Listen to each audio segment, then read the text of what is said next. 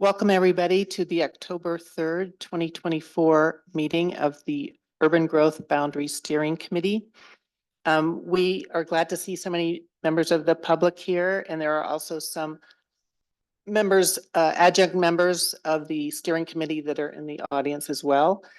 And we'd like to once again just go quickly around the room of the steering committee members and introduce yourself, since there are some new people here, before we get going. So Jennifer, do you want to start? Sure. I'm Jennifer Latz. I'm Sister City Councilor. John Tehan, citizen representing property owner. Art Blumenkroon, I'm on the Planning Commission. Morgan Greenwood, Sisters resident, and I also during the day worked for Central Oregon Builders Association. I'm Therese Kohler, and I'm the chairman of this committee, and I'm also on the Urban Forestry Board. I'm Susan Hallenberg. I'm a citizen at large, or I'm located right outside the city, actually to the north in the study area. I'm Anna Rasmussen, and I'm a resident of Sisters and a graduate from Sisters High School, and I'm a computational microbiologist. I'm Brian Matolius. My wife and I are renters in Saddlestone and live in Sisters. Rick Ritzman, on the Planning Commission. Michael Breeden, Mayor, City Councilor. Scott Whitford, Community Development Director for the City of Sisters. You might have gotten a letter from me recently. Welcome here. And I'm Andrew Parrish with the consultant team helping out the city on this.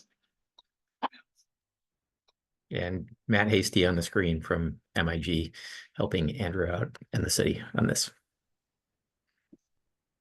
And 1 second, there's another committee member that I need to promote to the panel so that they can also participate.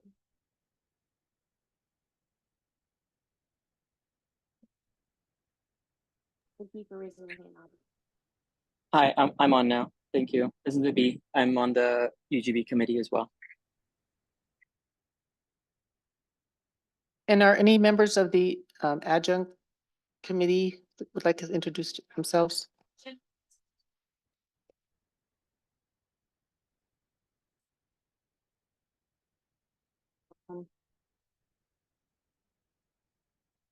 And the mayor is here and would like to say a few words, I understand.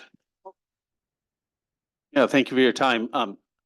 Thank you, Director Woodford, for mentioning the letters that went out to everybody. Just so everybody knows, we sent letters 250 or 350, excuse me, to people in the study area to alert them that you're in the study area. One of the things that we did at the city council level before this UGB committee was even formed was to make sure that under goal 1 of land use law that which is public engagement, we made it, correct me if I'm wrong, Jennifer, but we made it a policy that we wanted to not only meet goal 1 and have a certain amount of public engagement, we wanted to hammer it, and we wanted to make sure that everybody knew what was going on with this urban growth boundary amendment process. It's actually, it was obviously started sometime in the visioning and was part of our comp plan in 2021 that I signed. And this has been, this is nearing the end of the process, not anywhere close to the end, but we're in the, I would say, in the 4th quarter or the beginning of the 4th quarter. And we sent those letters out to everybody in the study area, whether the land is, under consideration or not, because we thought it was a good idea that if we didn't, we would hear even more feedback and possibly negative feedback for not alerting you that you're in the study area. So I'm glad you guys are here to hear the process that's going on, and I'm glad that everybody that's within 1 mile of the city limits now that we're considering for the urban growth boundary process. But I want you to know that 95% of you will not even be considered for urban growth boundary, when we actually decide which lands are coming in or not coming in. But we did want to make sure that the notification process was as early as we could when we decided what the study area was. And I think we've done a good job within our engagement. Scott's been out there 20+ meetings out in the public trying to inform everybody and getting some feedback from the whole community. He's been at coffee shops, he's been at community group meetings, and I think you've done a great job. And I think you, as far as I'm concerned at the mayor level, and I think the council would agree that we've done a lot of outreach, so nobody's surprised by this. So thank you for doing that. And you guys that all got letters and stuff, you'll definitely have time to ask questions and things like that moving forward. So anyway, thank you much. And one more thing is I have a 4:30 engagement that I have to go to, so I'll be leaving early today, but that doesn't mean I'm not following the process and knowing what's going on. So thank you. Thanks, Mayor Breeden. I was going to add to that I understand after you got these letters that you have a lot of questions about what it means. And some of you have contacted me, email, some of you called, some of you had meetings. Please don't hesitate to reach out to me, because there's a lot of layers to this, and I understand there's a lot of questions. And usually when people understand what the process is, it becomes clear what role or what the circumstances of your property being in that study area. So please don't hesitate to reach out. I think you'll learn a lot from this presentation today about the process that may answer a lot of your questions. But if you still have questions, please, I'm here for you. So look me up here. And well, we will be taking some public comment today, but if it's questions about the process, I would encourage you just to contact me. If it's the mechanics, if you have something that you saw today that you want to share, we'll carve out that time for you guys at the end of the meeting. So thank you very much for coming. That's all for now. And I'll just remind you, there's a sign-up sheet going around, and there is a way to be on the email list specifically for this project. So if you want to be included on that, make sure your email's on that sign-in sheet. And we had talked about at our first meeting, if anybody on the steering committee later on wants to make a comment, one way to indicate that is to put this in the vertical position. And with that, I'm turning it over to Andrew.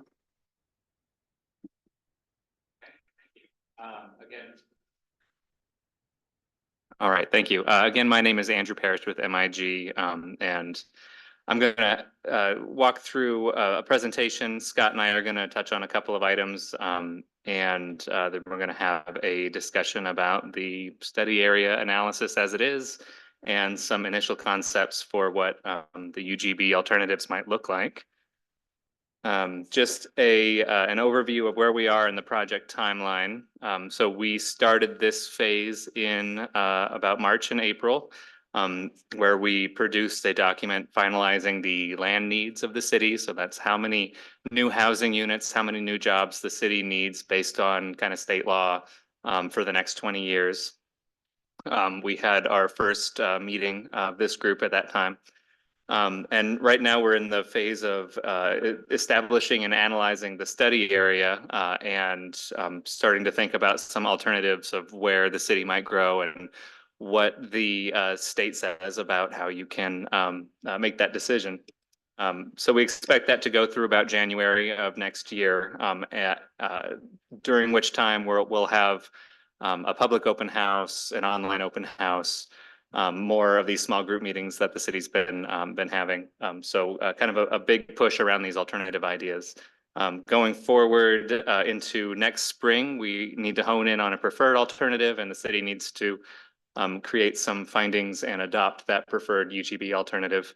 After that point, there's some additional area planning that we might undertake, which is, policy for what new neighborhoods might look like, some initial thinking about infrastructure, streets, that kind of stuff. But that'll come kind of in the next, probably a year from now. Just an update on the engagement that has been undertaken so far. So the consultant team and city staff have met with folks from the city public utilities, public works, and some of their kind of consultants on transportation, water, sewer, storm infrastructure, just to kind of get a sense of the city's capacity and what growth in this study area might mean or look like from an infrastructure perspective. We had an initial meeting with the Department of Land Conservation and Development, which is the state agency that oversees this type of activity, just to kind of keep them or get them up to speed on where the city is and ask some of the questions that we have currently and see if we can get some answers out of them. We're gonna have a lot more back and forth with them as we get to later phases, I think. We worked with the city to get this property owner mailing. So everybody who was within the priority 1 land in the study area, which I was about 350 addresses, got a letter saying, hey, you're in this study area. So that went out a week, 2 weeks ago, something like that. And in addition to those, the city has had a number of community conversations, which are these smaller meetings with groups in the city today or posting up outside of a farmer's market, that kind of thing. And there's a list on the screen here of a number of groups: Rotary, Kiwanis, C4C, Urban Forestry Board, Parks Advisory Board, Age Friendly Sisters. I don't know if there's any general takeaway from those meetings that you want to mention, but just good interest so far. It's been great interest so far. I know that some of our members have undertaken some of the tabling events and hosted some of these community conversations to help us out. If you guys know of a group that you'd like us to come speak to, reach out to me. If potentially your HOA, would be a good one. I know Chair Collier had some experiences with several. Maybe you want to share what your experiences have been.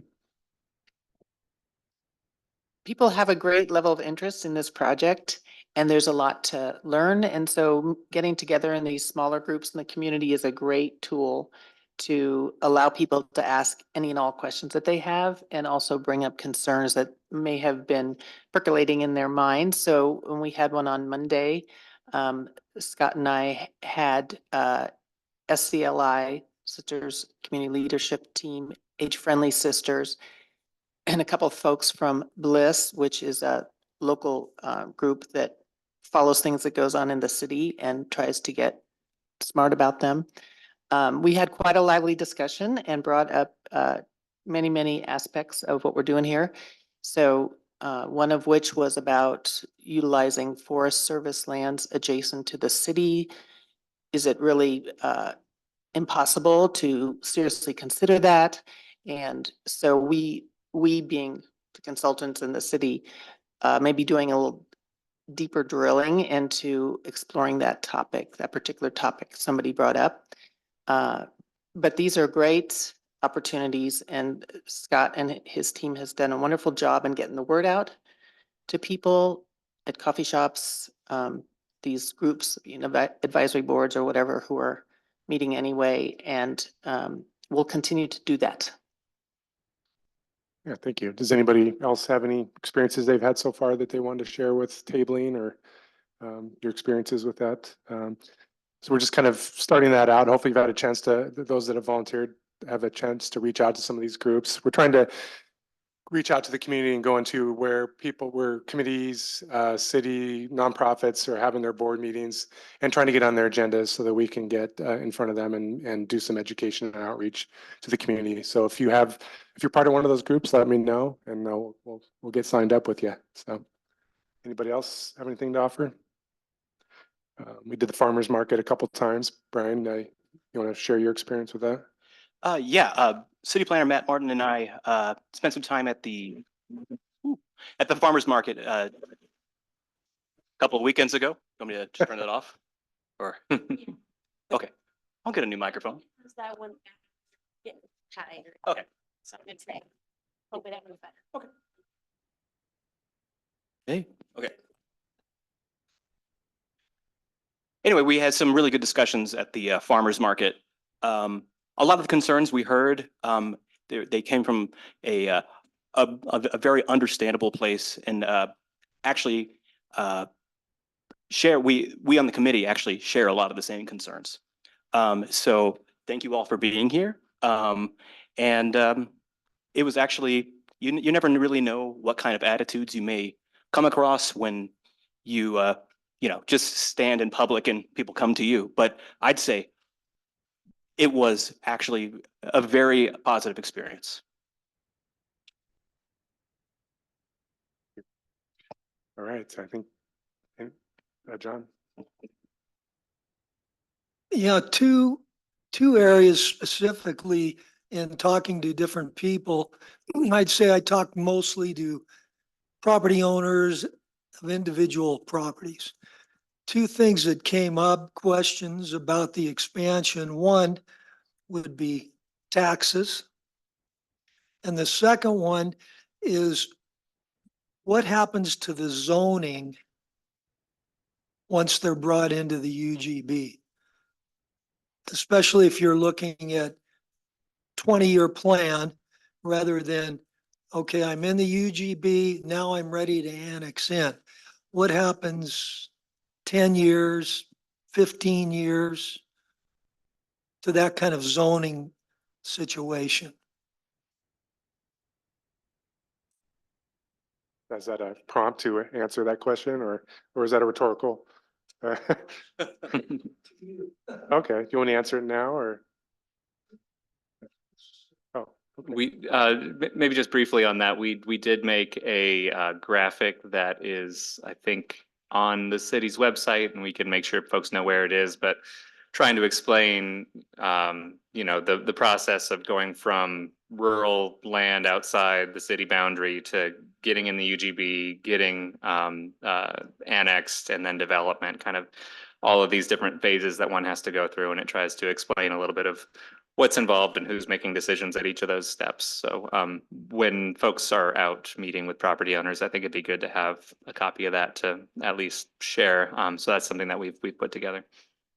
Yeah, and as we get questions, common questions, we're adding them to our FAQ section on our website. So probably not the intent of the meeting right now to get into the details of this, but I would just share that the city website, there is a project page that's full of information. So if you go to that, you'll learn a lot. And so if what you don't learn and you still have questions, contact me. So.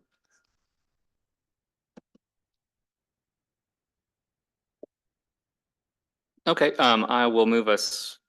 I said one follow-up sorry. on the community conversations. I think with this letter out, it impacted my neighborhood. I know there are a number of people in my neighborhood who were concerned about it, and you had alluded to the fact that, if we wanted to go out and speak to an HOA, that might be, you'd be willing to do that. I feel like that would be maybe a good path to identify the different HOAs in the area and maybe try to reach out to people there to try to hold. I think that's going to be really impactful in having conversations with the people who are in those areas that you might not be getting through some of these other organizations.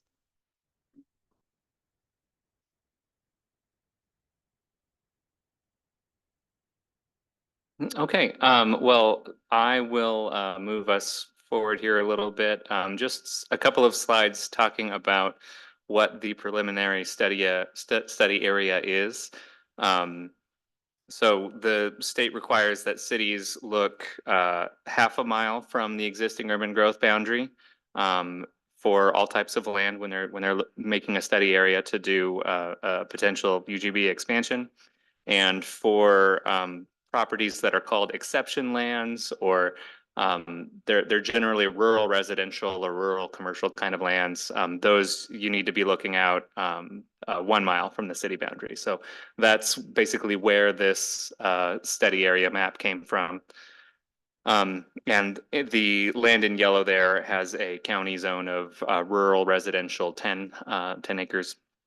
So that is the exception land that's in the vicinity of the city, and That's the that's also the highest priority land that the city is required to look at first as it tries to make a decision about an urban growth boundary.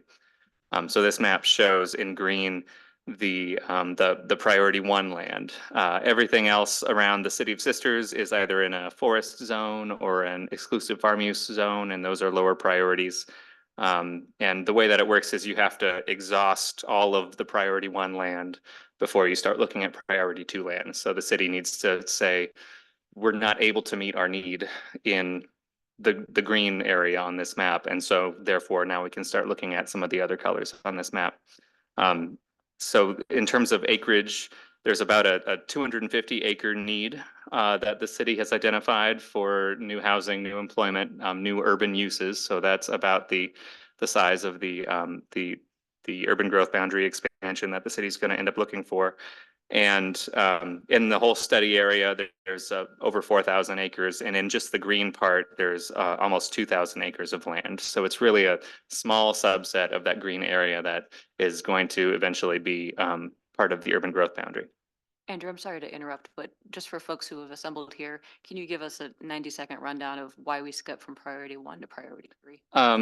There is a priority in state law that doesn't apply here. And that's kind of all I know about it.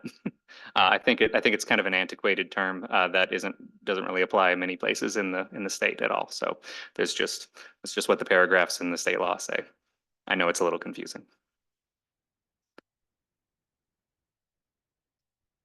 So in terms of the study area, we tried to break it into some sub areas so we could have a conversation about the different characteristics as you go around here. These numbers have changed since the last time you saw them. I believe City Council encouraged us to have 1, 2, 3, and 4 kind of apply to the areas that we're most interested in, and then the other areas 5, 6, 7, and 8. Those are those lower priority farm and forest lands. So we're going to be focusing on 1, 2, 3, and 4. They have names that are basically the subdivisions that are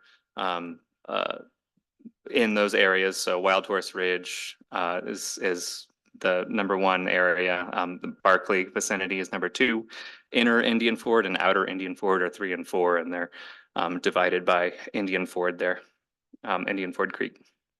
The red things on this map are constraints. So the city needs to look at what might actually reasonably be developed, and things in the floodplain, things in the airport kind of constraint zones, things in the river.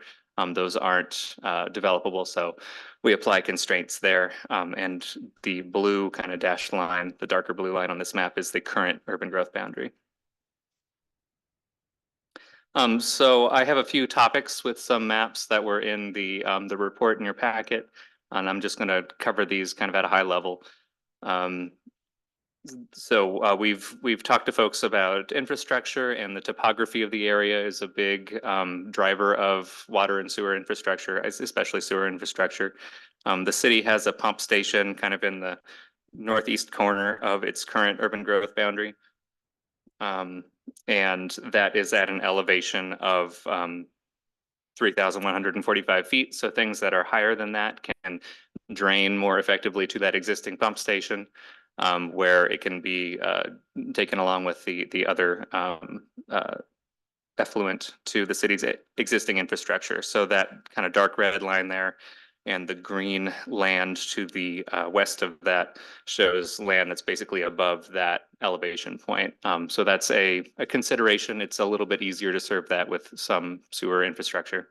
So that's the kind of thing that we'll be doing to try to give some ranking, some scoring to land out here to help the city make a decision based on facts that it can write findings about.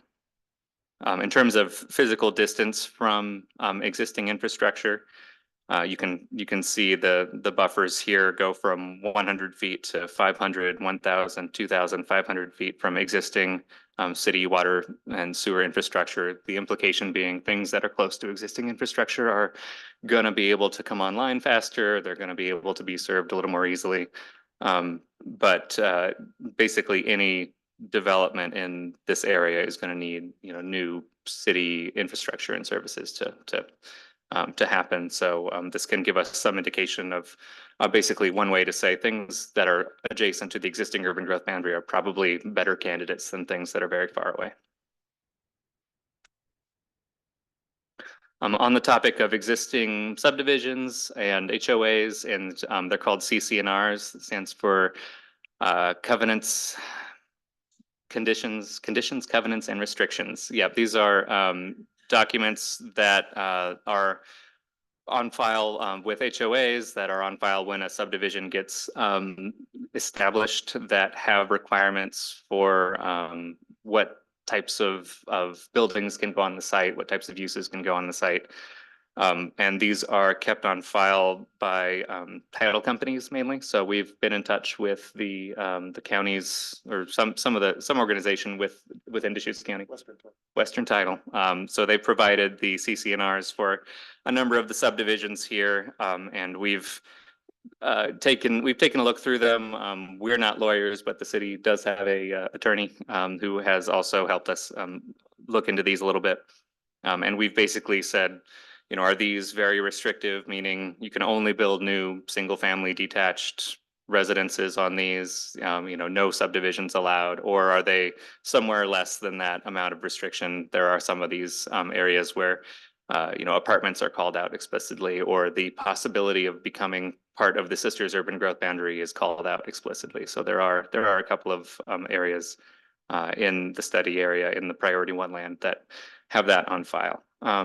And so you'll see on this map, we don't have CCNRs for every piece of land out here. So it might just be the case that we're missing something, or that the title company couldn't find it for us. But if this applies to your neighborhood and you have access to those documents, we would gladly take them and review them along with the rest of this, the rest of the work that we're doing here. So these are listed out. I mean, to summarize, you know, these are generally fairly restrictive in that subdivisions, you know, less than 5 acres in some cases are not really allowed. Most of these areas have rules about only maybe one more single family unit or no more buildings than exist today can be built. And the state has, so we've had a conversation with the state of Oregon about these because they have come up in other urban growth boundary expansions. And the state has said, you know, the presence of a CCNR on this property can't be the only reason why you exclude it. So we have to take it into consideration. We have to talk about how that affects the goal 14 factors, which are, you know, how efficiently can urban uses be accommodated on this land? How easily can it be served by city water and utilities, and a couple of others. So we have to kind of translate the fact that there is a CCNR for these properties into that language, but it is something that the city can use to make decisions. Did I get that right? Yeah, okay. A couple of other, I've got a hand raised online here. Hey, I have a quick question on, like, if property is annexed that is within an HOA, and the HOA restricts the development of that land to higher density, like what happens? What is the recourse to actually develop at a higher density rate, which is what would be needed in these spaces?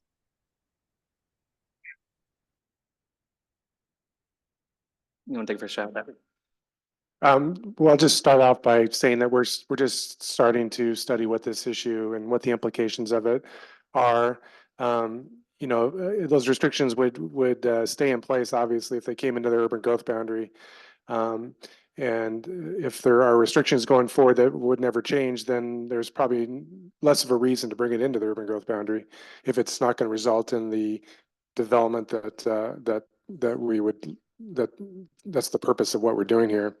So I don't know if it's you know, obviously rules can be changed, but you know, sometimes those can be a high bar to clear with homeowners, I've heard.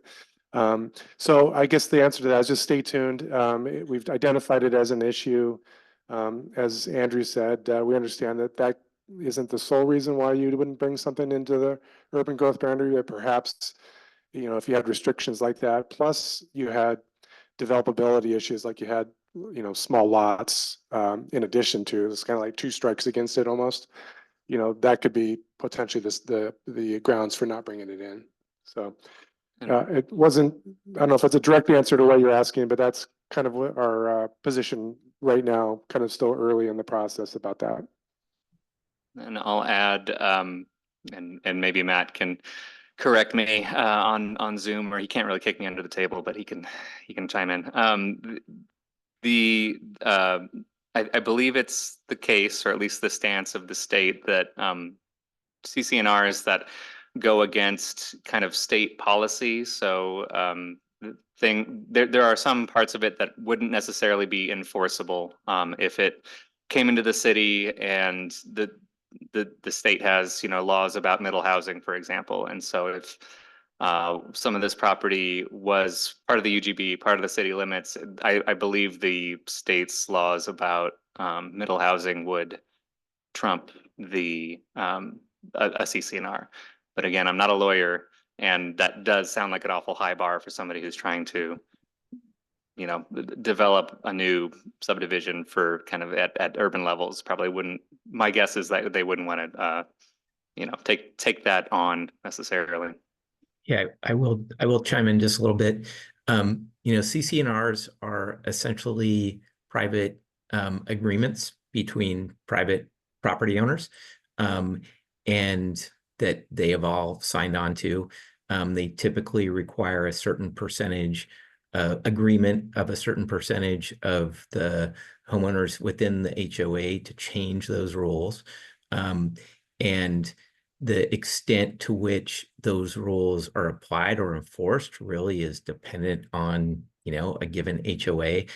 I don't know if I would say that city zoning or state law would trump those rules. The state has actually passed some legislation that says that new homeowners associations or new CCNRs that are at odds with state or local zoning laws, those cannot be passed. But for existing rules, the state won't enforce those HOA rules or those CCNRs. The city won't enforce them, but the HOA can, or members of the HOA can enforce them. So it does represent a factor that potentially limits the ability to develop those properties, but we don't know what's going to happen with those agreements moving forward. It could be that in some of those areas, a majority of the property owners might say, hey, we want to change those rules if we end up getting annexed or deciding we want to be annexed into the city. So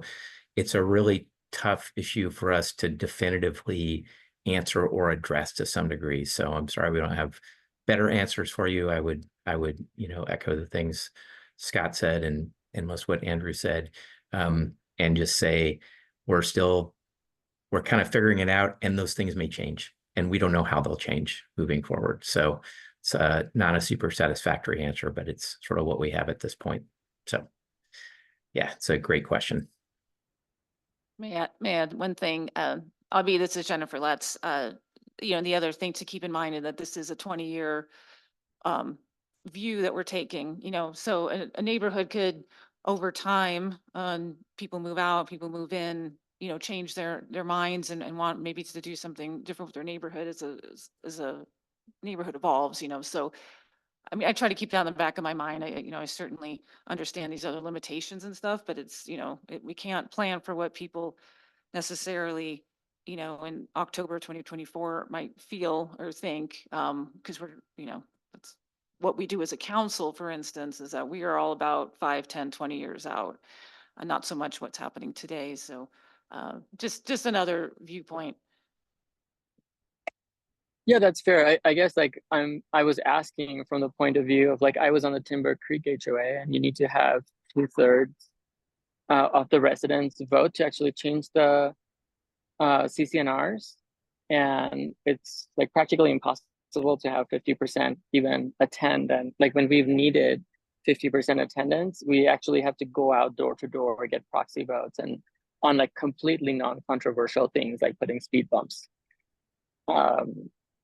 Whereas this, where, you know, let's say Indian Ford Meadows says lots not to be divided less than 10 acres without approval of majority of HOA property owners.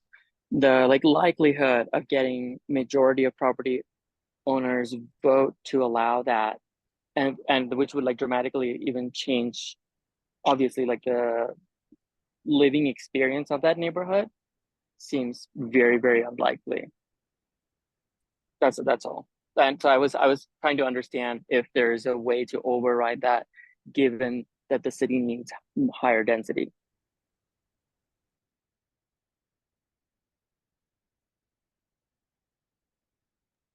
Yeah, I mean, I'll just say once again, I don't know that there's a way for the city to directly override it. I think the city could, again, say, look, if you want to be annexed into this area, we're going to have to address this issue because otherwise, you know, you're not going to meet the need for certain types of housing and development that we've identified for this area. But that's different than the city being able to override or overturn the CCNR's kind of unilateral. Yeah, I guess what I'm It's a good really question. pointing out is that we have to assign the urban growth boundary pre this agreement with the HOAs, right? So that even if the HOA agreement is like 10 years out, we have to define the boundary that's like 200, an additional 250 acres by next year.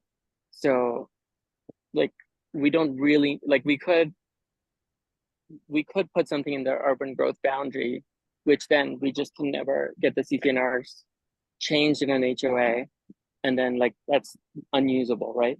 And yeah, so that is potentially true. And again, what we've heard from the state and city attorney is based on what the state rules say is we can't just exclude land purely for that reason. So we can think about it, we can factor it into our assessment of the relative feasibility of developing these areas.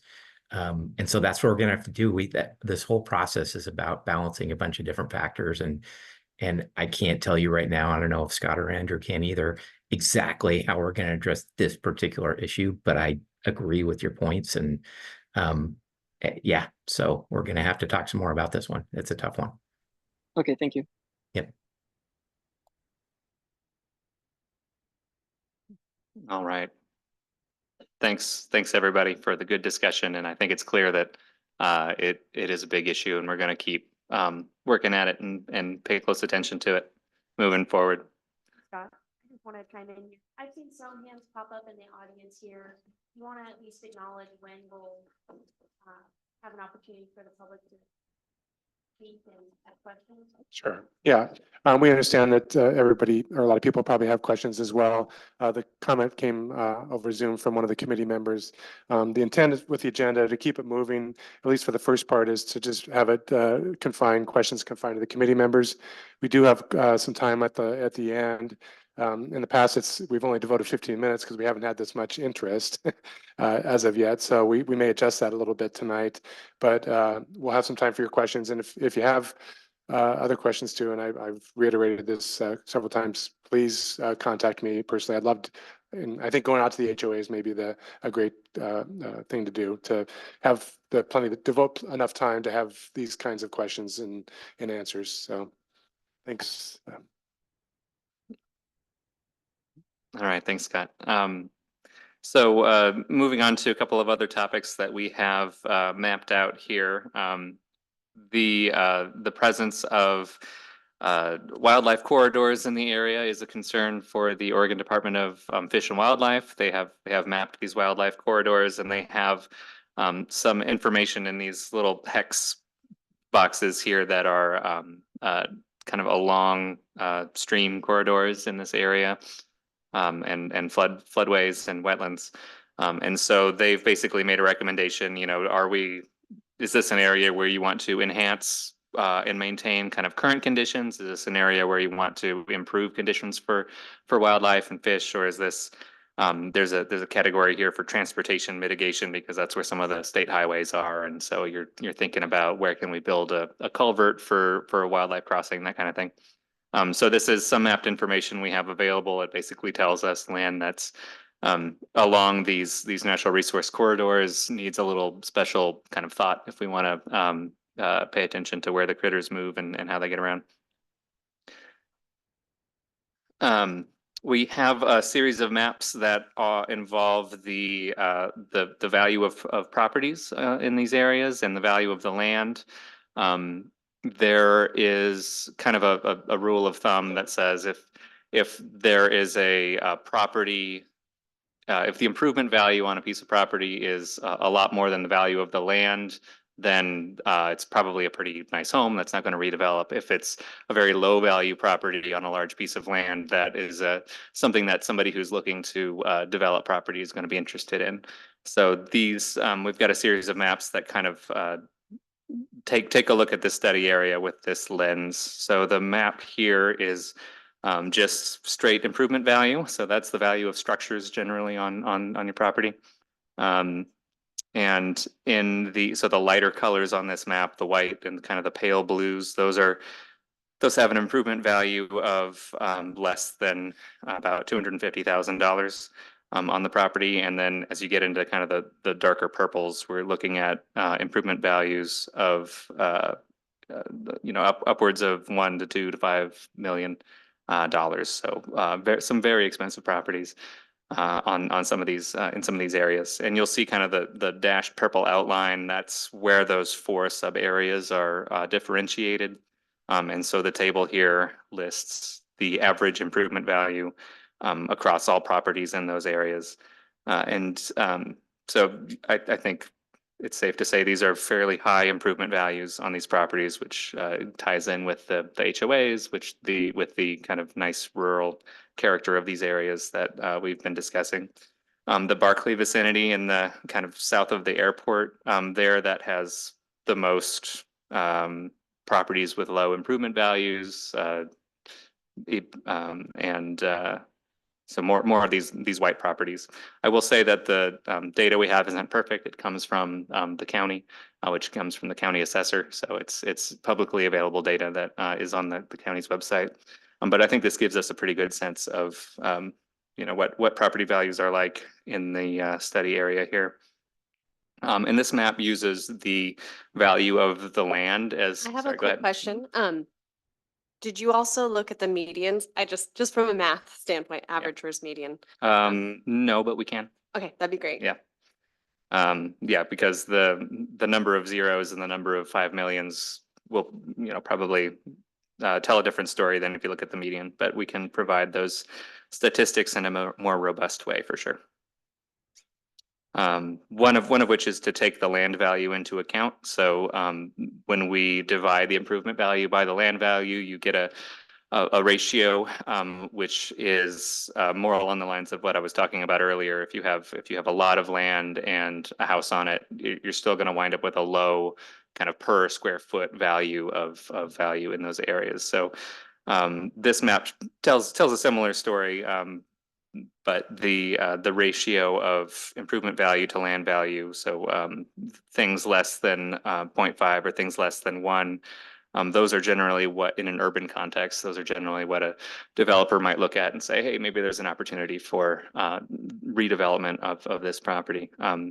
And beyond that, it becomes quite expensive for somebody trying to develop to pay that cost for that property and then turn it into new units and try to sell those units at a price that they can make money on. So again, you see the Barclay vicinity being fairly low on this ratio because there's some large properties with just a home on them. There's some properties that are fairly vacant currently. The Wild Horse vicinity sub area also has just a lot of very large properties, and so that's why it's ranking kind of lower here. And again, it might be the case that we don't have all the data for all the properties, which will kind of sway what these averages look like. But this is just to give us an initial sense. And I should have said earlier, but the little gray specks on this map, those are basically aerial footage that we've used and kind of drawn what appears to be a developed area on those properties. So we don't have kind of detailed building footprints out here, but we have aerial imagery that we can trace and say this looks like it's the drive aisle, courtyard, houses, that kind of thing. So just to give a sense of where the development is currently. And Abby's got a hand raised here. Yeah, I was just gonna ask, I think it'd be really valuable to actually see the dollar per square foot. Because I know like some of these lots are pretty big, so maybe generally $1 million for 5 acres or 10 acres is pretty expensive. But in Sisters, like that would be way below the median cost of lots in the city of Sisters. Yeah, we can take a look at the improvement value per square foot, which is kind of just another way to look at the data we have here. So I think the color of the map would look the same, but the numbers you would get would be something different. And again, it's we're looking at square feet and acreage of the lots themselves, not of the homes on these lots. That data is sometimes available, but yeah, we're not talking about value per square foot of a finished, like per livable square foot of a home. That's kind of a different Yeah, fee. yeah, sorry, I meant per acre. Yeah, we can take a look at that for sure. Putting some of this information together, we have what we have called a buildable lands inventory. This is an assessment that is done frequently for we've done it citywide, for example, for the city of Sisters, just to look at what's vacant, what's developable, how many acres are we talking about, where are those acres, and what zones are they in, what constraints do they have associated with them. So this is a map of this priority 1 study area showing lots that appear to be totally vacant, and those are the bright green areas. In some cases, those are the open space tracts that are parts of some of these subdivisions. And we have 3 gradations of partially vacant. So that means there is some development on the property, but there is a lot of land available, or there's a lot of other land that's not associated with that development on the property. The small ones here in kind of the orange color are, they have less than 2 acres of non-developed land on them. The medium ones have between 2 and 5 acres. Once you take off the development that's shaded there, and then the large ones have greater than 5 acres after development is accounted for there. Development and the constraints. And some of the smaller lots here, where either the lotting pattern or the location of buildings on the site, or just the size of the lots indicate that it's very unlikely that further development can happen there. Those we've called developed, and they're in red. But from that calculation, once you take out the constraints, which you take out an assumption for an existing building to stay, which is what we've been assuming so far, that these if these lots were to develop, the existing buildings and kind of the areas around it would stay. We've got a total buildable acreage figure for each of these sub areas, which doesn't really mean a whole lot kind of on its own, but it's the result of a calculation where you say, okay, maybe the very expensive properties are more likely to keep some percentage of their site or some number of acres if they were to develop, whereas vacant sites are totally developable, and there's a series of gradations in between, and figuring out what those assumptions are is going to be important when we actually dial into, okay, so where is the boundary? How many acres does the city assume it's going to get out of that that's net developable? An implication of which is if you were to add a number of maybe these smaller partially vacant properties to the city urban growth boundary, you would need a much larger expansion in order to get a number of buildable acres that is what the city needs. So annexing vacant land is going to be more efficient than annexing partially vacant or land that doesn't have a whole lot of infill available. So that's the kind of language we will need to use to tell the state where this boundary is and why. Abby, is your hand still up, or is it up again? Now it's down. Sorry, it was still up. Okay, so I can take a pause here and we can talk if there's more questions at this point or some other discussion. But the next step that we want to talk about are our initial concepts for UGB alternatives. And that's another spot where the map gets a little bit more like real. So I want to just take a break here if we could. Just before you provide comment, I just want to refer you to the agenda where we talk about kind of the feedback desired from the committee. You guys have already provided some of it, asking questions about the information, identify gaps in data, and other items that could bolster the analysis.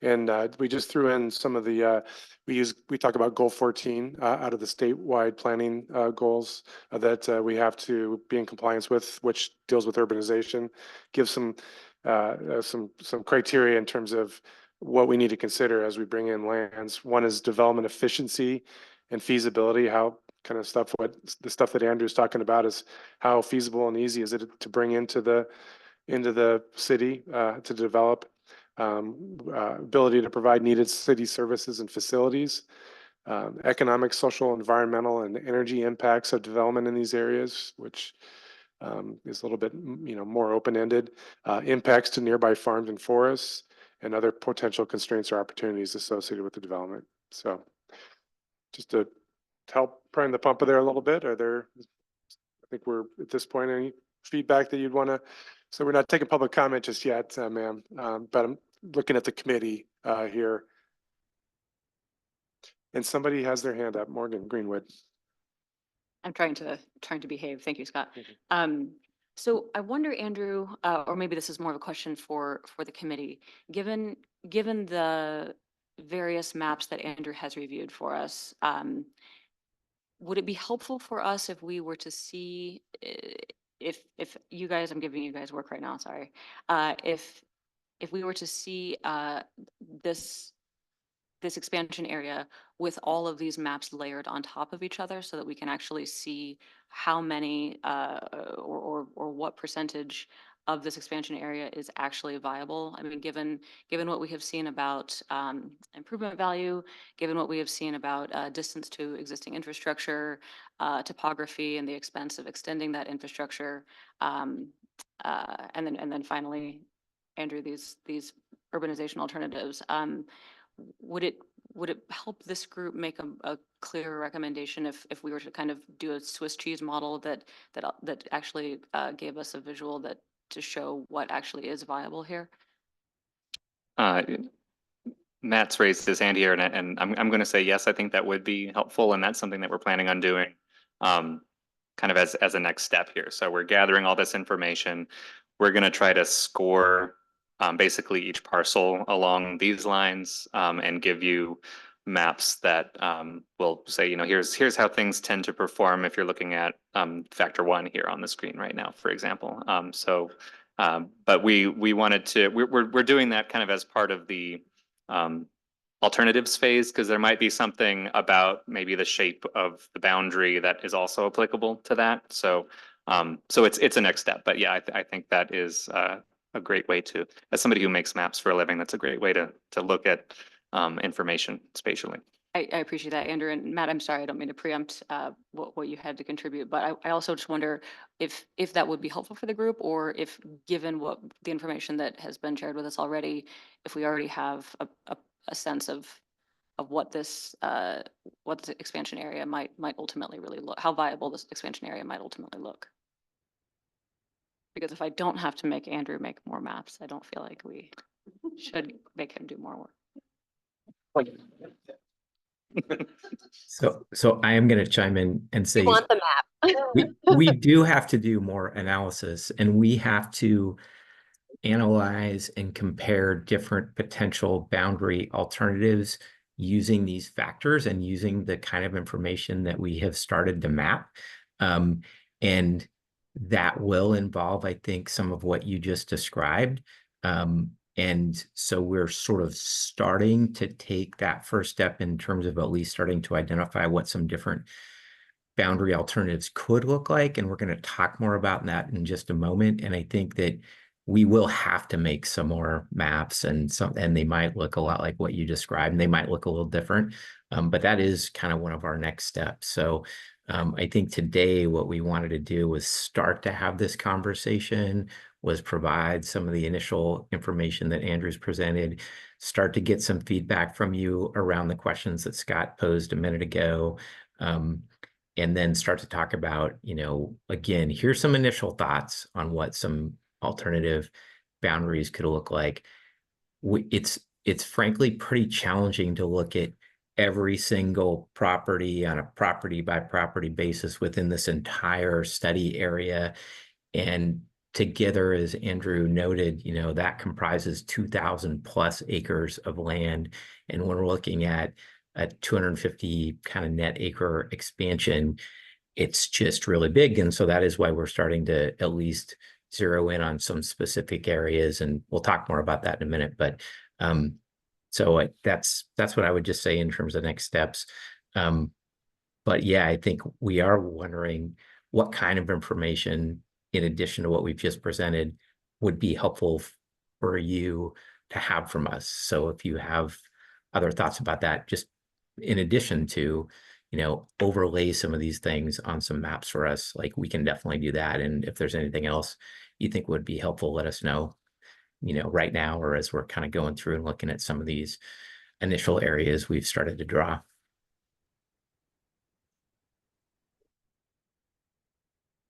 So I've kind of been doing this in my head as we've been going along, overlaying the maps, and it looks like the Barkley area makes a lot of sense in terms of fitting the most criteria, compared to the other areas. And looking at the amount of space too, and the amount of dwellings that are in each parcel. In terms of my opinion and where to zero in. Yeah, maybe I'll just comment briefly about, we are being pretty methodical about this. Some people have said we're going too slow. But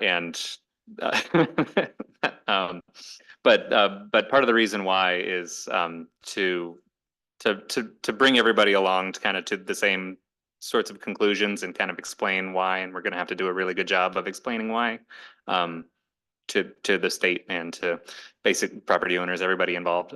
So we're getting to that point. I think there are definitely properties in that area that do make a lot of sense to bring in based on the things that we've been talking about so far.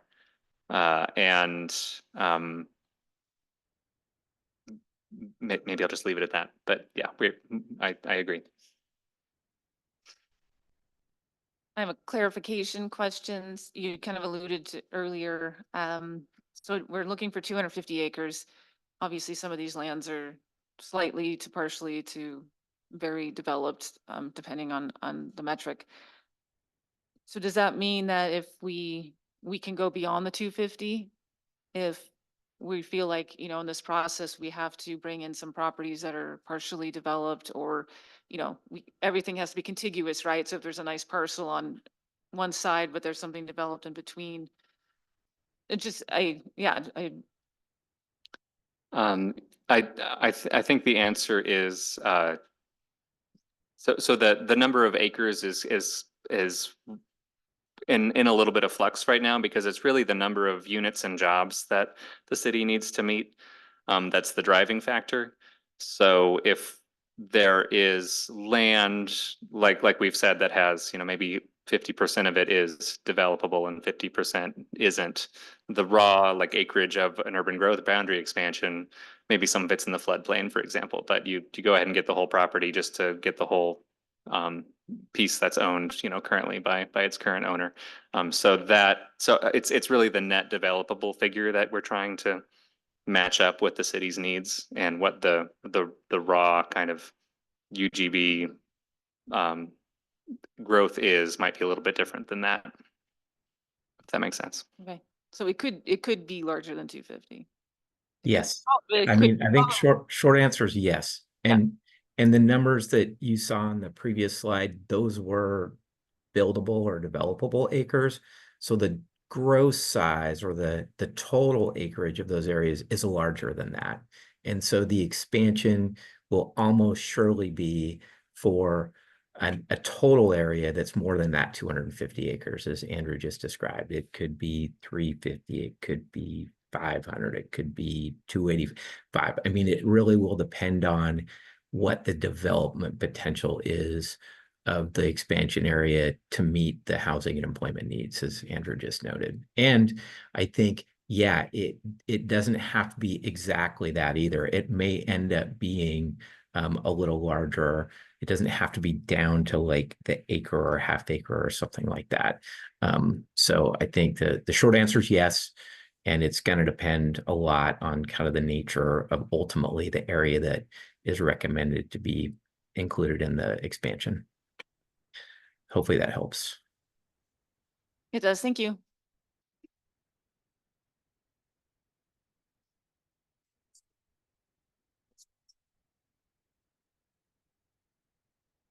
Oh, go ahead. As long as we are looking at potentially scoring lots using all these criterias, there's one criteria that I'd like to also see added to this, and that is possible distance to downtown, like the middle of Cascade Avenue. If we're going to be talking about urban development, to me, that says walkability, bikeability. As soon as you start to look too far out, that becomes less of a priority. So if we're going to be judging these on maybe like a master map, I think that might be something we might want to look into as well.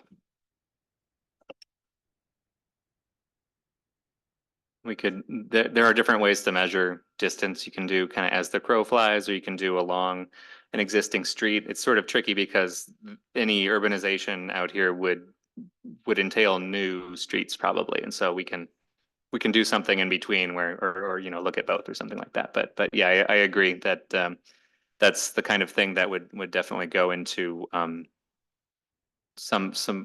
think it's the third priority here: environmental, energy, social kind of consequences. So yeah, distance to like a walkability rating or distance to existing businesses, schools, urban things in the City of Sisters is something we'll look at.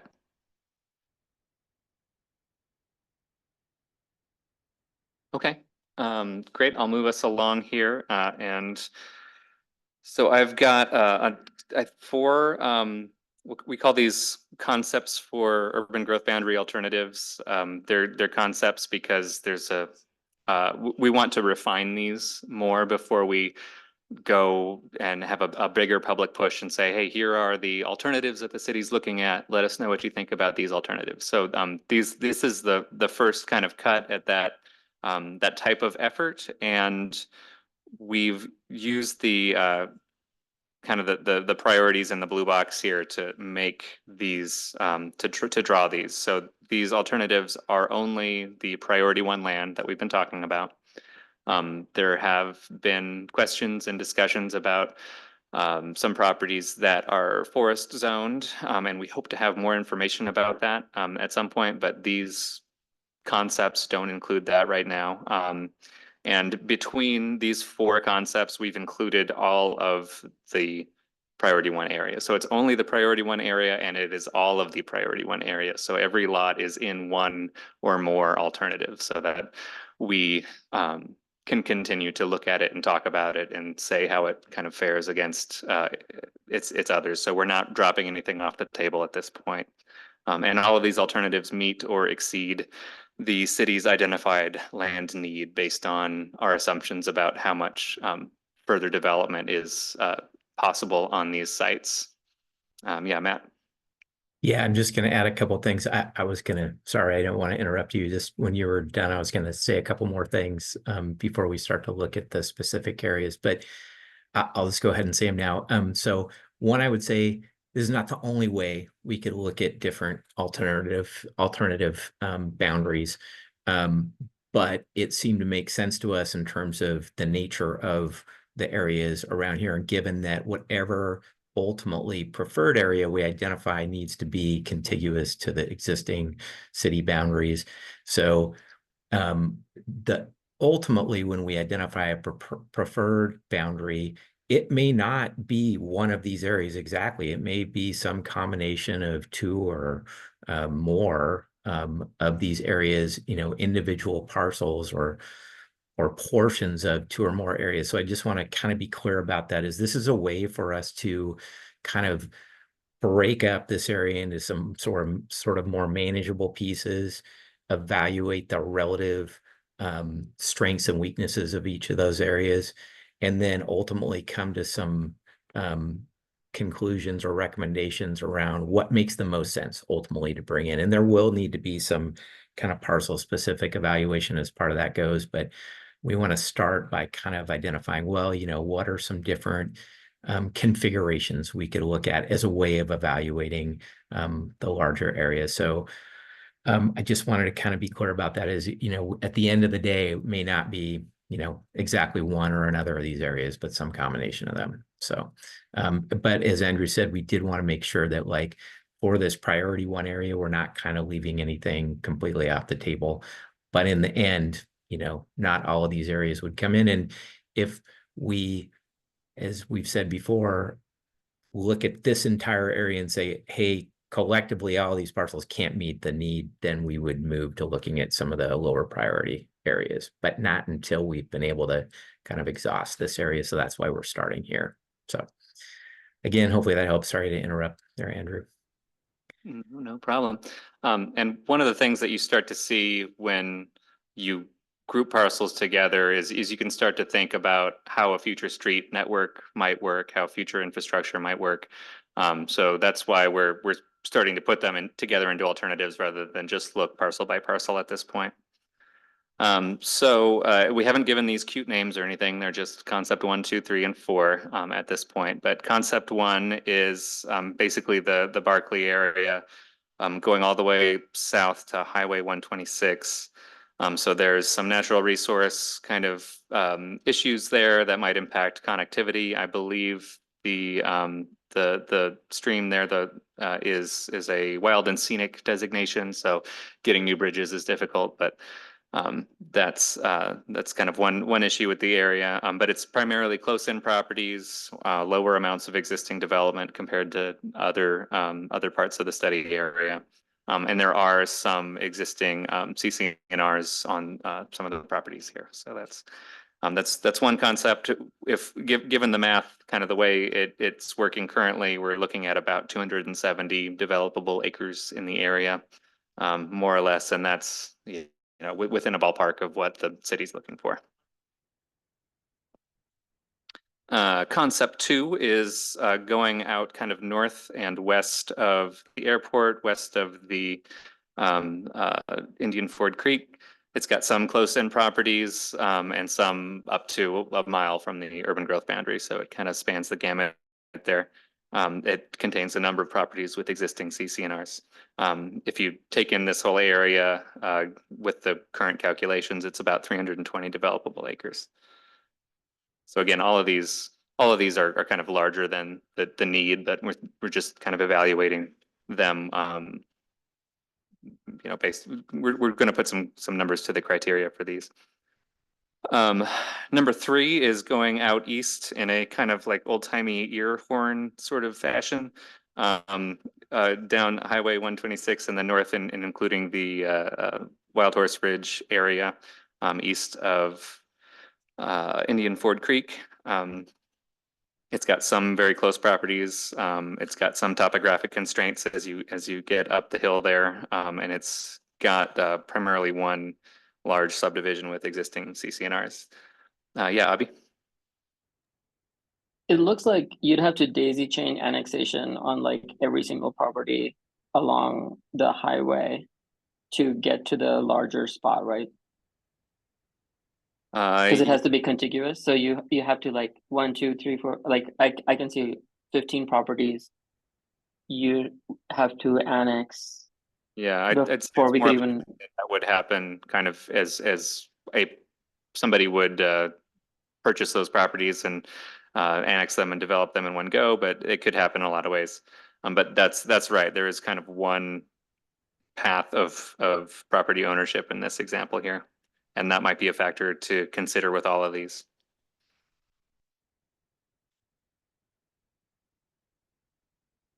Okay, and lastly is the kind of remaining area extending northeast from the kind of the airport extension of the city currently.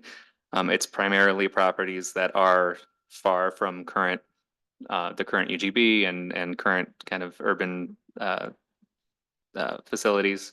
It crosses Indian Ford Creek, and it contains properties with existing subdivisions and CCNRs. So those are the way that we've broken up the study area into 4 alternatives that we can talk about and start to say things like, oh yeah, annexing this shape would actually be kind of tricky. And what do we, what can we say about that in order to make a decision that'll lead us to a preferred alternative in the future? So I'll open it up for the committee for maybe initial thoughts on these, or how we could change them somewhat, or whether our assumptions are a good starting point for us. Yeah, go ahead. That'd be tricky. I could try, but I need to stop sharing. Go ahead and ask my question. So I understand why the shapes are the way they were. I was a little confused at first. I think coming back to that whole map idea of overlaying the different maps, because I think, we've seen the sewer map with the elevation, we've seen the wildlife corridor, we've seen the property.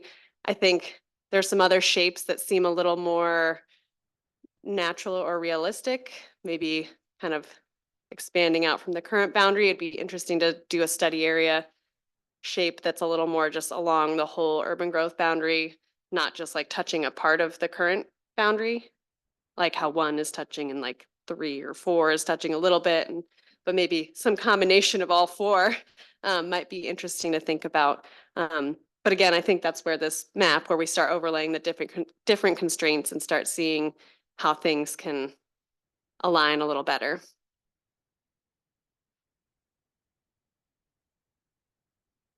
Yeah, so that's one concept that's kind of missing from our grouping. Yeah.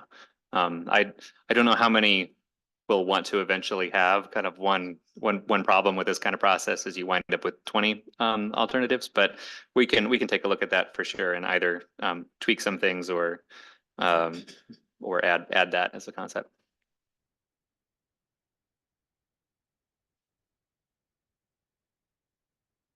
Yeah, go ahead. Just want to specifically talk about, I guess, the map number 4. That's one that draws the lines off of basically an airport runway. And because that actually doesn't touch any actual, well, maybe a little bit of the land that at human scale you could possibly develop off of.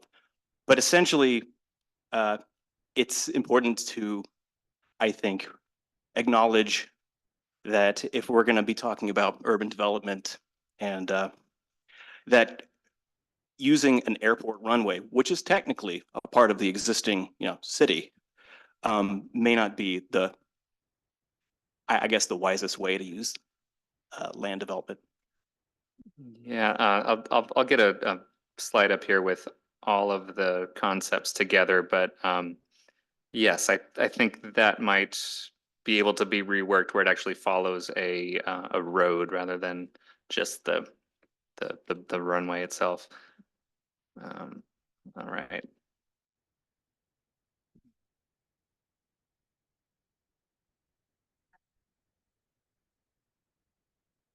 I have a related question about concept 1 and concept 4.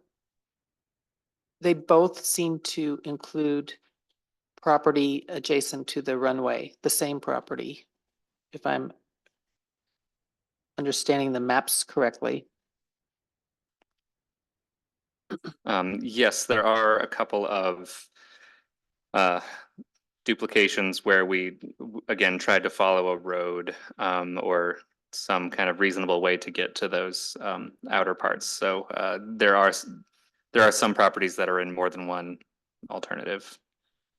Okay, And I mean, our thinking is that that's not a deal breaker, but it might place the appearance of undue kind of emphasis on those properties, and maybe we should be clear that that's not what we're trying to do.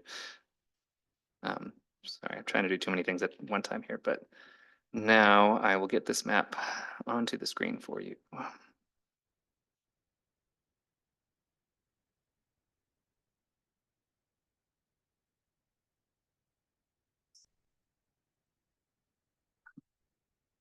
Hey, there it is. All right. And they're even in order 1, 2, 3, and 4. So yes, so 3 and 1 have the properties along Highway 126. And I think 2 and 4 are sort of mirror images of each other from the north there. But yeah, I think transportation is the main reason why we included those lower transportation and then getting the acreage of concept 1 to more than 250 are why those are included twice. okay, and then I just would like to piggyback off what Brian said, that I too have a sensitivity around the future of the land around the airport and the airport itself, to the extent that it's appropriate for this committee to ponder that question. I think it would be valuable for the future of Sisters to consider what's going to happen with this airport versus housing near the airport versus roads. So you mean kind of the eventual expansion of the airport for more airport uses, or Is that, I don't know if that's feasible or desirable for Sisters. So, yeah, typically we'd look at an adopted kind of airport master plan, and I don't know that we've done that yet for Sisters, but I saw some folks indicating that they had ideas about what the future of the airport might be. Yeah, I'm not a aviation planner. But what I do know about it is that I, again, don't take this in stone, but it's about kind of, it's not going to grow. It's, you're kind of limited, the flight path, especially the kind of, that the wedge bow tie shape of it, that is really restricted by the built environment, structures, things like that. So there's, if you look at it on a map, I'm looking at it, so I'm looking out here, but if you look, there are a few structures in there, but that's because they kind of, just, grandfathered in kind of thing, but it's, if I had to guess, this is pretty locked in. Now, I mean, the flip side is, does the commute, and I'm not saying this, as an idea, but the flip side is, the community grows, land becomes valuable, it's a privately owned airport, they might say, we're just tearing up the airport and we're going to sell off the land. I mean, that's anything's on the table, basically. Again, it's that 20-year vision, right? Like anything's possible, but there's a lot of restrictions I mean, the FAA loves restrictions and then they're pretty strong arms. So it is something that we need to tread lightly around and be cognizant of.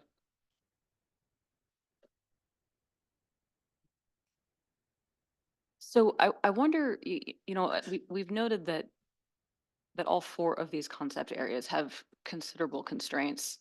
And I'm excited to see what these look like when we're able to layer those GIS layers onto them. But as Art alluded to, I think we're all kind of doing the imagery in our head. The Barclay property seems most viable. Anna, your point about a combination of some of these concept plans, I think is one that we should consider exploring. And I wonder if we can even, at this point, start to think about those 3rd priority lands, which indeed are our 2nd priority. The privately owned piece above Mackenzie Meadows, is that eligible for a rezone? I mean, is its current underlying zone the sole impediment to it being considered as an expansion area? Because, you know, as we discussed a couple meetings ago, it's proximity to the schools, it's proximity to the grocery store, a couple healthcare clinics, and then of course the adjacency to existing infrastructure would otherwise make that property very appealing. Can you illuminate, Andrew, why that one parcel is or rather, yeah, what it is that makes that parcel kind of a non-starter at this point? Yes, just to point it out on the map here. So there's the McKinsey Meadows Village subdivision inside the city currently, and the property just to the north there is owned by the same group or individual. And they've said that they plan to develop residences there, but it's currently got a Forest 2 zone, and that is the reason why it's not in our maps and not part of the Priority 1 land. So I mean, if at this point well, so if we were to assume that a rezone could happen tomorrow, which is a unbelievably stupid assumption, but go with me for a second here. On an expansion area that incorporates two parts of town, then could that be considered? Is that a viable alternative? That would be viable, yeah. It doesn't have to be all in one part of the town. And an example would be the City of Bend's urban growth boundary expansion in 2016. They made a priority of taking in lands from different parts of town, so it wasn't just a couple of property owners who got the benefit or perceived benefit of the expansion. And Matt, why don't you go ahead? Yeah, I mean, I just echo all that. It really is the underlying zoning, and something would have to change or be in a process where there was, by the time we got through this process, there was a change or there was some certainty or confidence of a change. So as it stands now, the state law is really clear. We have to exhaust, all the areas in the Priority 1 lands before we can start to look at Priority 2. So we have to do enough analysis of Priority 1 lands to say there is not 270 acres of buildable land in that area that will meet our needs before we start to look at Priority 2 lands. Now, if the zoning status of that property were to change, then it becomes a potential Priority 1 land. But until there's something in place that sort of allows us to hang our hat on that, we've really got to look at these Priority 1 lands. But I mean, ultimately, I think I'd totally echo what Andrew just said about, yeah, it's perfectly fine and viable to look at areas that are sort of in two different parts of town for sure. And I mean, I'll just say that area would fare fairly well from a lot of the different types of criteria we have to look at if it were not zoned for forest use. So I will just say that. But for right now, that is what it's zoned, and that is the thing that's keeping it out of kind of the initial assessment. So Matt, you're being very gracious, but if you would indulge me just a little bit further, what is that math? If I recall correctly, that property is About 60 acres. 60, okay. And then what is the total acreage of the that most viable property in the Berkeley area? It's not just one property. I mean, if you put together a fair number of those properties that have pretty limited development on them, you could easily probably add up to something close to a couple hundred acres, even if you exclude some of the properties that have less developable acreage on them. So we haven't done that math, so I probably shouldn't even say that. But yeah, again, I think if that property were in the mix, it would fare well. But we've got right now this 2,000 acre area where we've got to kind of look at it first and say, oh, we can't get 270, or 250 viable developable acres out of it first. That's just the order of things we have to do. So yeah, I'm sorry to keep repeating myself, but that's kind of what we have to start with. My apologies for putting you in the position to keep repeating yourself. No worries. Thank you for indulging me.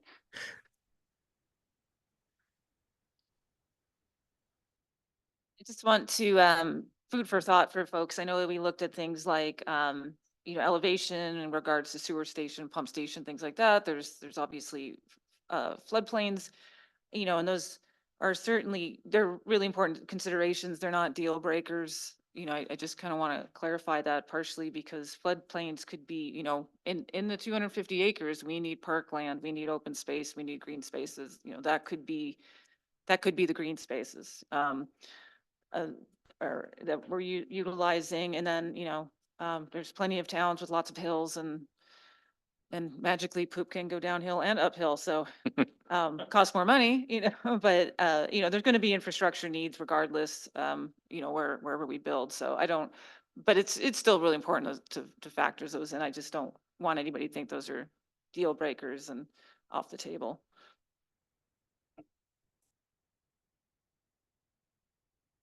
I'm check if you wanted to get half an hour for folks to talk, we could do that. Yeah. Okay, I don't have much more in terms of presentation, just kind of next steps, and then we can move along to public comment. Next steps, we're going to be discussing this same set of material with the Planning Commission and City Council, kind of like we have been doing. We sort of come to you first with a slightly more fresh, raw experience, and then we polish it up for the Planning Commission and City Council. We're going to be refining these alternatives, and we're targeting a big public open house and online survey sometime in November, where we will have these alternatives, hopefully have those kind of layered maps that will give people kind of a scored set of information about each of these alternatives and the property they're in. And we are targeting a steering committee meeting by the end of this year or early next year with kind of the results of that public input and some, initial moves towards what a preferred UGB alternative might look like. Any questions about next steps at this point? All right. Well, thank you very much. I'll just say really quickly that in addition to the things that Andrew talked about, we definitely want to be out there continuing to meet with community groups. We'd love to meet with HOAs, if they'd like us to come do that. And just, talking to as many people as want to talk to us and get information from us. So, and express, their thoughts and opinions about all this. So it won't be just the kind of the open house and the online survey, but as much info and input as we can get from folks. That's what we're hoping for over the next couple months. So. May I ask a question about informing people in the study area? And my question is this: I was thinking about all the people who are not in the study area, but are all along the boundary that could be next to an expanded UGB. And I'm wondering if there's ever a mailing done to those people, especially as we hone in on one particular part of town, because they'll be very impacted too, should the property behind them or half a mile from them get annexed. Yeah, we haven't talked about that in detail, but I think if we have a preferred or a draft preferred alternative boundary, we could do a mailing with some distance from that preferred boundary. That would make sense, just to say, here's the process we've been through. We hope we've seen you during this process, and here's where we're heading. But I do think that is a good idea. Yeah, I think that would be appreciated by people. I would agree with that, and just add that it's probably premature to do that just yet because we have such a wide, long boundary. We don't know where the preferred alternatives are going to go. So once we kind of hone it in a little bit, then we'll know more specifically which property owners to address, to contact. It's maybe a little premature just yet to do that, but it's a good point because not only affects people who might be brought into the urban growth boundary, but those who may ultimately be adjacent to urban development again in the future. So, and that's probably Thank you. why the 1 mile from the current boundary is what it is today. Why the study area is fairly broad, because that's probably that may have already occurred, basically, depending on where the final boundary is. But getting property that is within a mile of the current city is a pretty good stretch. Okay, thank you. So that brings us to the public comment section of this. Chair Collar, I don't know if you had any comments other than I would just recommend that we have a lot of people here. Usually we try to limit it to about 3 minutes just to make sure everybody gets a chance to speak if they want to. If we go through and everybody's spoken and there's extra time, you could come back up again and provide more comments if you'd like. But if you would like to provide any comments, come on up. Hey, Scott. Oh, sorry. I'm gonna walk around with this mic because I think we're pretty full in this room, so this might be easy. Kind of like a talk show, huh? Yeah. Okay. Are we, Therese, let me know when you're ready. I'm ready. Okay. I've seen some hands pop up throughout the night. Sorry, I'm gonna start over here. You could just identify yourself and maybe just give us a sense of what subdivision you live in, maybe, so we can understand your comments better. Do you want their name and address stated? I don't think they have to give us the whole address, but just what subdivision maybe they're in so that we know regionally where they're coming from. Okay, thanks. Thank you. I'm Valerie. I live in Wild Horse Ridge. I was wondering why Horse Ridge is #1 in your priority 1 list. Are the CCNR notes that you had up on your screen are incorrect? We only allow 1 single family dwelling per 10 acres with the option of having a second home. We cannot subdivide our properties. So I'm wondering why we're #1 on priority #1. You're not the only one that's priority #1. All the subdivisions in that yellow area are #1. They're just as mentioned, they're the first lands that we're required to look at for inclusion. It doesn't mean that Wild Horse is 1 and Indian Meadows is 2 and Trappers. Yeah, those numbers they don't reflect priorities. Is that the sub area map? Is that what you're referring to? Yeah, it doesn't mean that you're ranked any higher or lower than anybody else. Okay. It's just a mapping number. All right. I think we started right to left. That's all it was. My name is Linda and we also live in Wild Horse Ridge. This is just a general question, but what are the advantages for us homeowners to be in the UGB? The advantages. Well, I'll just offer and then Andrew and Matt can jump in as well. The advantages is probably that if your land is probably not, obviously your land is worth more than it would be outside of the urban growth boundary because of the development potential. #1, I think would be, maybe some people don't see that as an advantage, but that would be the one I would throw out there. What are the other ones, Andrew and Matt? That's the only one I can think of. I mean, I would say that's the primary advantage is if you're interested in developing or selling your land at some point in the future, or you're the folks who maybe inherit your land are, like, that is frankly the biggest advantage. It's worth more.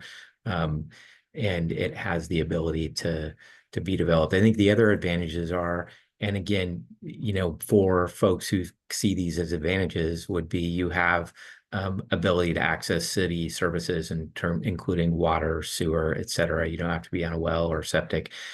So if you consider that an advantage, that's a potential advantage as well. And then you're also served by other city services that folks who are within the city get to take advantage of. So those are kind of the main ones from my perspective. And again, it's going to depend on your perspective as a property owner, whether or not you see those as advantages or not. But they can be, and they are for some folks. Now, what about the roads? That'd be another thing. So as roads are built within a city, they need to meet city standards. So typically roads then are going to have sidewalks. They're going to have often street trees or vegetated areas. And so your sort of ability to walk or bike along those roads is typically going to be a little easier or more convenient or accessible for you. So yeah, that's a really good question. But I would say that too, and that kind of happens as an area is annexed and developed. All of these things really kind of depend on not just the area being in the UGB or in the urban growth boundary, but being annexed to and developed within the city. So yeah, good question. You also get the opportunity to pay taxes to the city. Um, which, right, but yeah, you're getting the services, you're getting the snow plowing, you're getting water, sewer, things like that. You also get the opportunity to vote on issues within the city councilors, like yahoos like me. You can run for city council. This is Sisters Country is interesting in that respect that, our city municipality is very small compared to the population in the area. And so the majority of people who live in Sisters Country do not have a vote in what happens in the city that we all use. And we all come and use the streets and the facilities, stuff like that. So just didn't want to forget those key democratic advantages. That's upon annexation, not coming into it. Yeah. Oh, thank you. Jim Nash, I'm in Tollgate, and I can answer a question first that we did get a mailing to TPOA, the Tollgate Property Owners Association, about this meeting, and I thank you for that. We're in, I think it was area 5. My house is roughly 3/4 from their current boundary. So I would be well within the 1 mile boundary. And I can't speak for Tollgate, but I'd rather not be part of the city. Given that we do our own snow plowing and we have our own wells. From previous experience about converting from septic, in my case from cesspools, to a city sewer was a horrendous expense.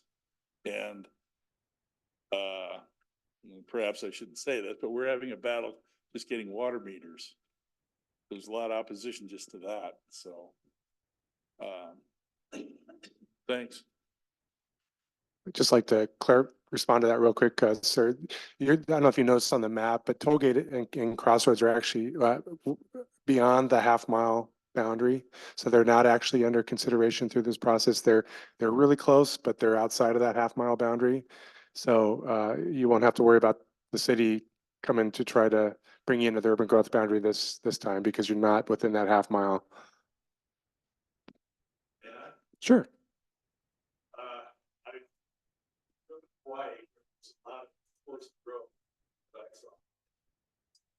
Oh, that's okay. Perhaps I'm speaking for the next generation, then, that we've got to look at it and keep an eye on things. We don't want sidewalks either. Honestly, I like Tollgate the way it is. I'm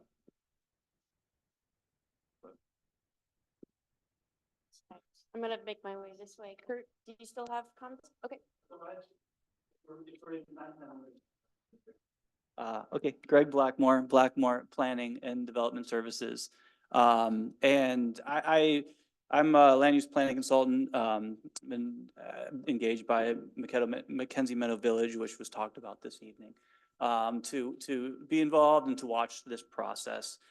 And first off, I just wanted to point out, I did provide a letter back August 16th to this committee, and hopefully you've all reviewed it, and knowing that we want to kind of restrict our time, and I don't want to take up too much time. I'm not going to go through all of that, but just make note, request that maybe you have another look at that letter that was provided to all of you back on August 16th. A couple of things there. It's just really, when you get down to it, the comments are, we want to make sure that the decisions that are made are decisions by the city, decisions by the steering committee, and decisions of the city. Of course, this process is directed by state rules and state laws, which is great, but there's also opportunity for public involvement and public decision-making. And ultimately, the UGB expansion should be and should represent the character of Sisters. So the comments that you see me make consistently are always around that concept of let's make sure that you're looking at the assumptions in these underlying documents,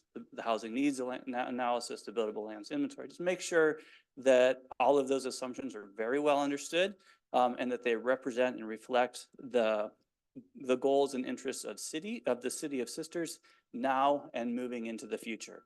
So that would be point number. The main thing I wanted to point out, just please, take a look at that letter. In regards to this study area, I think it's now identified as maybe study area number 5.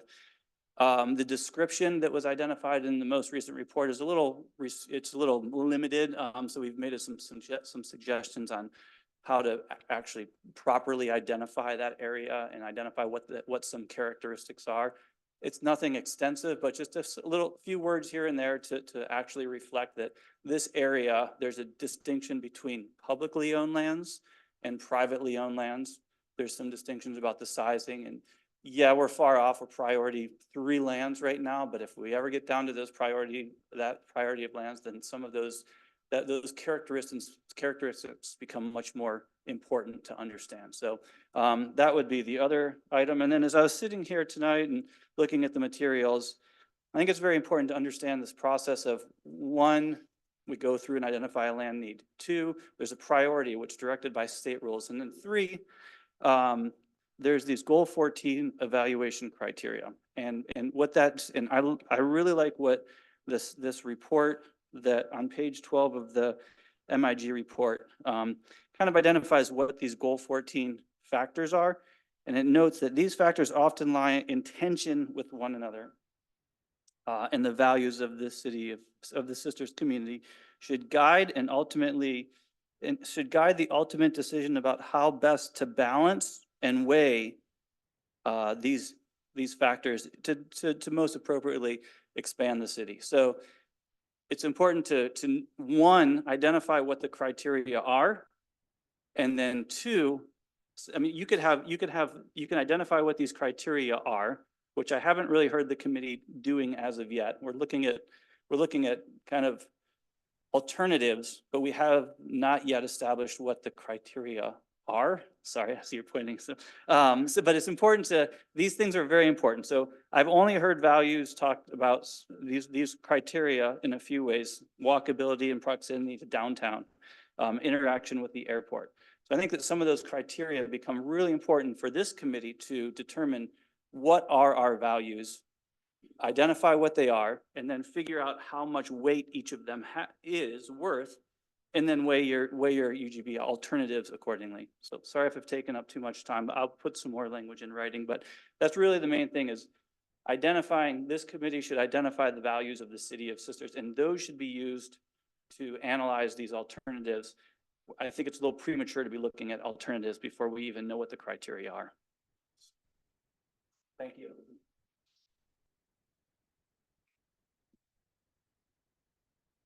Hi, my name is Chris and I live in the outer Indian Ford area. And I'd just like to piggyback on the airport interaction type of situation, having had quite an extensive interaction with the FAA.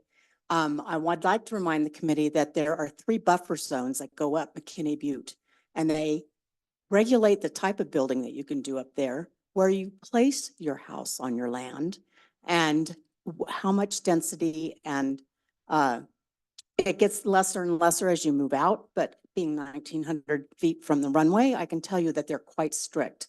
So I think it's really important for you to consider those criteria and consult with the FAA before you decide whether there's developable land up there.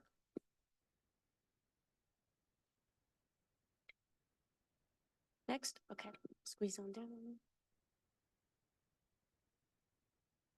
Hi, Karen Holbert Hickman. I'm actually in Sage Meadow, which is at the tippy top of, I think it was concept number 2. There are 10 of our properties within our HOA that are included in the 1 mile. I can tell you, as president of the HOA and being very familiar with our documents, that it would require a 75% vote of owners in order to agree to develop any of those properties.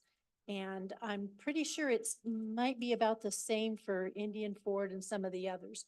So it's not just a simple majority. It's not 50%, it's 2/3, it's 75%. And the majority of those folks that bought in those 1 acre, 5 acre, 10 acre parcels bought to be outside of the city.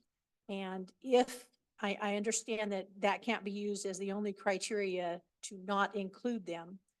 But if they were included, I have a feeling that not only the city, but the state is going to have a huge fight on their hands because those people don't want to be in there. And I'm seeing heads nod. So, I understand urban growth happens. Properties that are adjacent to cities are the most likely candidates. And in our situation here in Sisters, where we have so much forest land adjacent to the city, I think that makes it a little more, your job a little more difficult. So I appreciate that.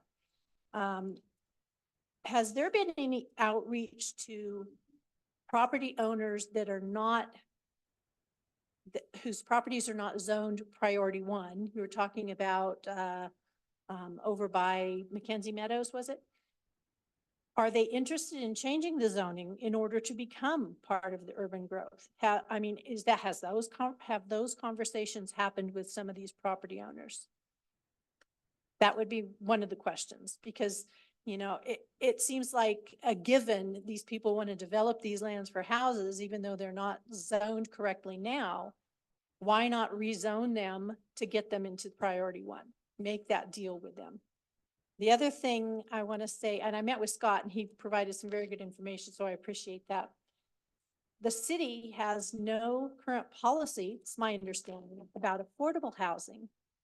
Is that something urban growth, housing is kind of a related condition. And I think that the city needs to establish that policy, maybe along. That's it.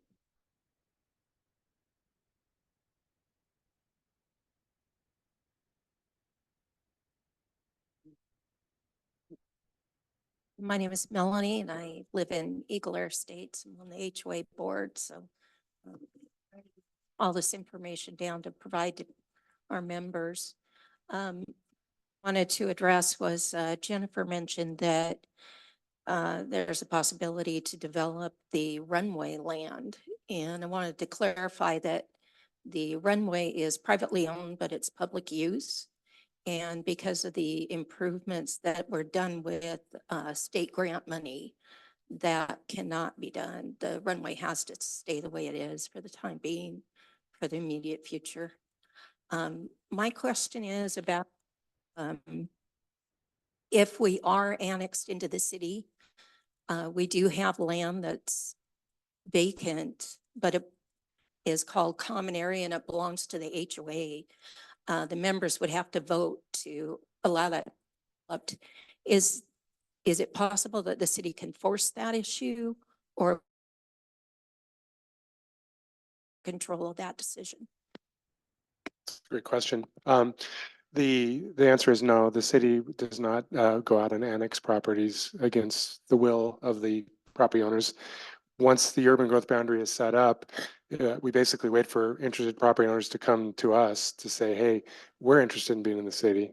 And that's when we consider their annexation request. So that's how that process works. Thank you. Yeah. Hi, my name's Kim and I'm also from Eagle Air Estates. And I add on to the requirements of the FAA that need to be looked at and possibly an airport master plan. It really can't be developed, but I noticed that priority 1 area is all around the airport. And if you looked at airport noise as an issue, because people buy a house by an airport and they go, oh, it's not a big deal. But then here come the complaints and it goes on and on. And most airports that get surrounded by cities, or a lot of airports that get surrounded by city, tend to fail. And that's why small town airports are usually on the edge of the city and remain there. So I didn't know if you guys looked at that at all. I will say that for the subdivisions on the north side of Sisters that are in proximity to the airport, signed a waiver of remonstrance, basically saying that they acknowledge that this house that they're buying and moving into, that they can't complain about the noise, or they're acknowledging that there will be noise. They are in proximity to the airport. They're taking that risk. And I think there's also a hold harmless agreement that they sign, and that carries forward with every transfer of that property. Yeah. I think that was first implemented with Grand Peaks, so that was 2015.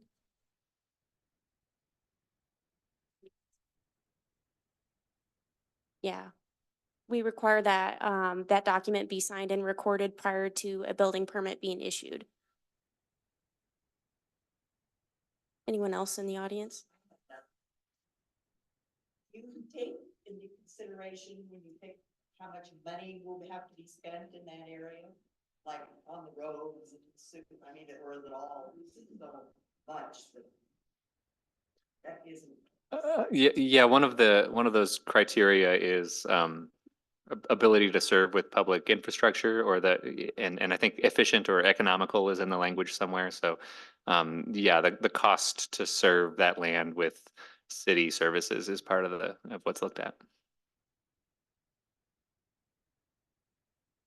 I'm gonna just provide one quick comment in response to, I think, one of the questions, which was, or comments, which was about the city not having a policy regarding affordable housing.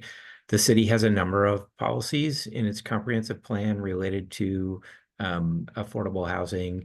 And the city also recently updated what's called its housing plan, and it includes a variety of strategies related to promoting, encouraging, and supporting development of affordable housing. So I would just want to note that, and I would encourage folks to, if you go to the webpage for this project, there's a bunch of background materials there, and both the comp plan and the housing plan are there, and it's just a good source of information about kind of what the city's policies and strategies are around helping support development of affordable housing. So just wanted to kind of note that as a resource for folks. I was wondering if the committee has been in touch with the Forest Service to see if they're interested in selling any of their parcels. We have been in contact with the Forest Service. In fact, one of the Ian Reed, the district ranger, was on this committee at first. He had to he kind of recused himself down to kind of ex officio status, and then he went on took a temporary job somewhere else for 3 months. But his replacement, we've been in contact with her, so that they're aware of what's going on and can help advise any potential issues that might affect the forest. But I think that's something, that we need to get more information on from them in terms of what are the options of developing Forest Service land. Generally, the first answer is no, that can't happen. But there's examples around the country of where that has happened. But it's, usually it takes involvement with your congressional delegation to push that forward, and it takes a long time. And as we had kind of mentioned through this process, right now, those are lower priority lands. We'd have to go through all the other priority lands first, and then have to turn our sights to see if the Forest Service lands or any option for development or land swap or something like that.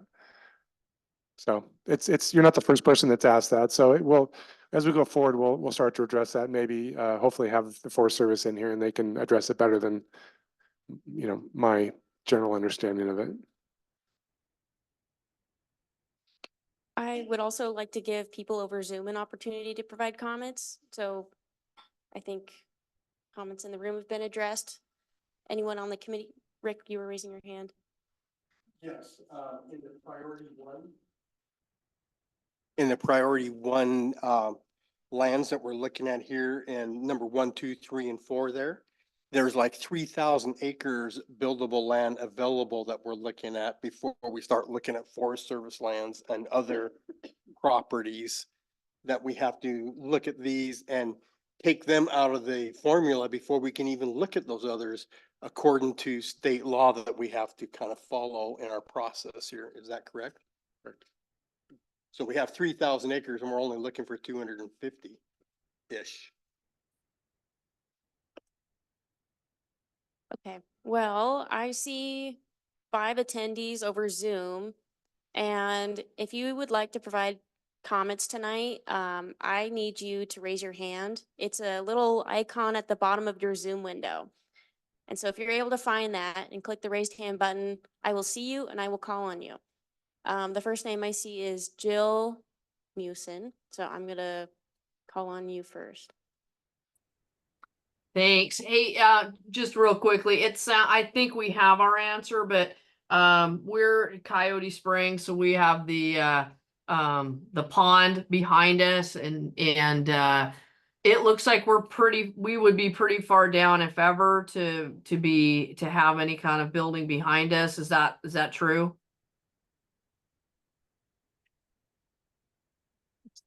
Is that near the city's treatment plant? Yeah, in fact, it's right. So like my house, behind my house is the Peterson Ridge Trail, and right behind that is the fence for the pond. Yeah, my understanding is that's the whole area is city owned. And it's part of it's zone forest. And it's zone forest, yeah. So it's not included in the priority 1 land that we're looking at currently. Okay, thanks. Thank you. Okay, anyone else who's attending that wants to give comments over Zoom, you will have to find that raise hand button on the Zoom window. Hopefully you can find it. I'm gonna give a couple extra seconds. You want to just unmute them just in case they don't know how to do that? You want me to go through and Yeah, I roll would. call? Okay, I'm going to roll call. First name I see is Christopher Gilbert. I'm gonna call on you. You can let me know if you do or don't want to provide comment.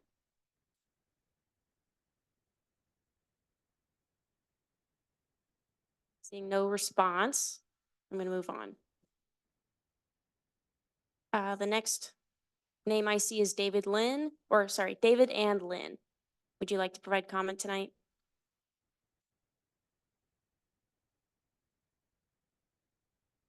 Seeing no response, I'm gonna move on. Eric Strobel, would you like to provide comment tonight? No, thank you. Thank you. Last one is Trudy Corrigan. Would you like to provide comment tonight? No, thank you. Thank you. That's all. Thanks, Emmy. And thank you, everybody who had a comment and everybody who attended too. I think we're going to talk a little bit about next meeting calendaring, but before we do that, I wanted to emphasize that if you go to the City of Sisters website on the opening page, just look at the bottom. There's a series of icons there, little buttons to push, and one is about this process.